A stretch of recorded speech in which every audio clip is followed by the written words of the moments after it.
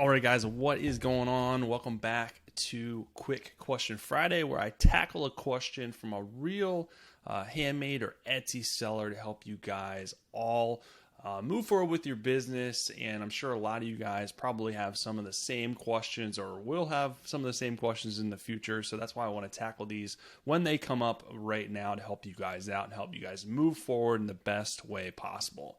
Today, I have a really good question for you guys, and it's all centered around your shop name or your business name when you get started. What happens when you go to open your Etsy shop or your website or handmade shop or whatever, wherever you're selling at, because I don't want to limit everything to just Etsy. But what happens when you go to open your shop and your name is already taken? In Etsy, if you go to launch your shop, you have to put in your shop name, whatever you want, and it will tell you, okay, this name is taken, so you cannot actually launch your shop with that name. So that can that can take the wind out of your sails really, really fast, because a lot of times you spend a lot of time, not to be redundant with saying time 1,000 times, but in many cases you spend more time trying to think of your shop name than anything else. And I know a lot of people get super stuck on it. I mean, it is important. Sometimes we put a little bit more emphasis on it than we should, but that's neither here nor there. It's something that you have to, work with and live with for a very long time. So you want to make sure that you have the right name. Granted, you can change your name in the future if you want to pivot. I've done that several times. You can change it in Etsy or altogether. It's not the end all be all, but I know you want to start off on the right foot. But what happens if your name is taken? Well, there's a couple of different options. So you can choose to change around your name a little bit to get it to fit. So for instance, if it's just a set, let's just throw out a random name. If Emily's Bows is taken, if you're selling bows and Emily's Bows is taken, you can do maybe Emily's Bow Shop, or you can do Emily's Bows Co. And that's abbreviated for company. So you can abbreviate it or change it around to make it fit so that you can launch your shop with the name that you want, or a similar name that you want. Now, if you do decide to do that, you can still keep your branding and your logo to your original shop name. So, for instance, if you add, Emily's Bows Co., you can just have on your logo and your branding Emily's Bows. You don't have to put Co. That's just to get your shop opened. That's just so you can fit it in there so you can launch your shop. But I want to warn you that doing this, you just have to be careful. And I would maybe do some research as well if your name is taken. If you're doing it on Etsy, just look up other shop names. So if you want to do Emily's Bows and that name is taken, go to Etsy and search for that shop. You can search for a shop. You can go to etsy.com/shop/ whatever the name is of the shop, and it'll pull that shop up directly. So you search for that and just see if the shop is open, see if they're doing really well. Really, you just need to make sure and see if they're open, mainly because if they're open and your shop is pretty close to their shop name, I would steer clear of it. You don't want to open up a competing shop selling the same thing and the only difference is co. or company or shop. You know what I mean? It's not really a good look. I know it kind of stinks, but I would kind of go back to the drawing board and change your name.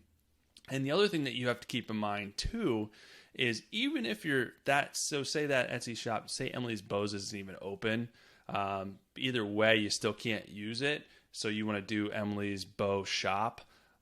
Still check. You may want to still check online and see if there's a company that is operating under that name.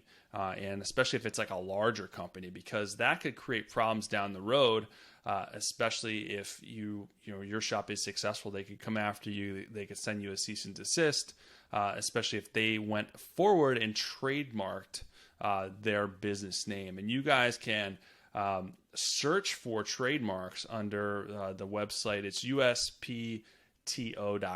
That's the United States Trademark Search. So you can search for to see if businesses have trademarked the name that you're looking to use.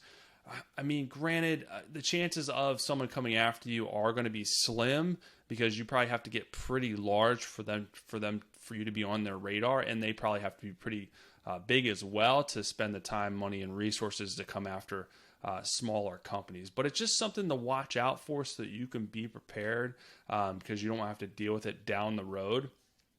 Chances are it won't happen, but it's another step that maybe you want to take. Also, in your local area, maybe if you're looking to open your business, I know you're going to sell online probably, but you may want to do markets and fairs and pop-up shops. You may want to check locally too to see if there's any businesses that are similar to your name, because especially locally, those people will probably come after you if they have trademarked their name, or even possibly for copyright. And that's something that you should see a copyright or a trademark lawyer. I'm not a lawyer. There's a lot of, red tape, things to watch out for. So the best thing to do is, if you're concerned about any of this, to go talk to them.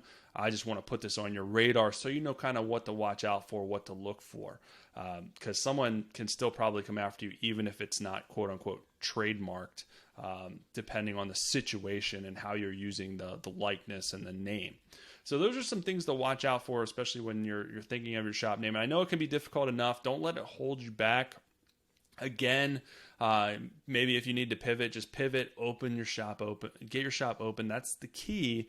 You can always change your name down the road on Etsy, or if you do a website, you have to change your URL. It stinks, but it's not that hard to do. But this can help you kind of watch out for certain things, so maybe you don't have to do that when you are getting ready to launch your shop and launch your brand as well. But that's pretty much it. I just wanted to throw it out there because I thought that was a really good question, and I know it's something that comes up, that people struggle with. Maybe you want to come up with a couple of different names that you're looking, maybe rank them, 1, 2, and 3. So if one's taken, you can go to 2, 2's taken, you go to 3. Hopefully that doesn't happen, but it may. So just be prepared and don't fall in love with your first choice, because you may not actually be able to use it. That's all I got for today. I'll be back with another episode very, very soon. If you guys are just starting your Etsy business, maybe you just launched, you're getting ready to launch, I have an awesome guide just for you. It's my Etsy Quick Start Guide. It basically helps you launch your shop successfully, gives you some pointers, some best practices. I talk about, market demand. I talk about what to sell, product creation, researching that, shop name and branding, of course, opening your shop. And like I said, some other really good best practices and things to keep in mind so you can make sure that you guys launch your shop successfully, because I want you to get your shop open. That is the key. That's when the learning starts. The sooner you get your shop open, the sooner that you can start learning, growing, building, building off the initial foundation. A lot of people are scared to open. I want to encourage you guys to do that. But a lot of times that's the biggest hurdle that you guys have to break through before you can tackle the rest and the good stuff, the fun stuff. Yeah, there's going to be some struggles, but of really running your business. So make sure you go to handmadeandbeyond.com/quick start to get that guide. It's a free PDF download. I'm going to include the link below wherever you're watching this as well. You can click on it and get it, download it, get that shop open. But I'll be back very, very soon for you guys. Have an awesome rest of your day.